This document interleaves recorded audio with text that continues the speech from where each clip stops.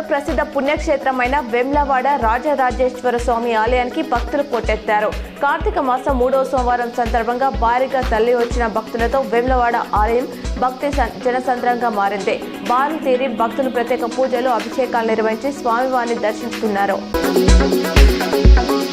కార్తీక మాసం 3వ సోమవారం సందర్భంగా ధర్మపురికి భక్తులు భారీగా తరలి వచ్చారు. గోదావరిలో పుణ్యస్నానాలు ఆచరించి దీపారాధన చేశారు. లక్ష్మీ నరసింహస్వామిని దర్శించుకున్నారు.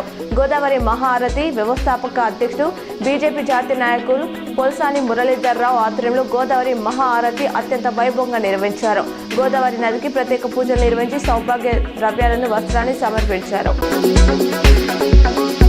కరీంనగర్ జిల్లా హుజురాబాద్ లో ఓ ఇంట్లో వృద్ధురాలు అనుమానాస్పదంగా మృతి కలకలం సృష్టిస్తుంది. ఇంట్లో నుండి దుర్వాసన రావడంతో స్థానికులు పోలీసులకు సమాచారం ఇవ్వగా సంఘటనా స్థలానికి పోలీసులు చేరుకొని విచారణ చేపట్టారు.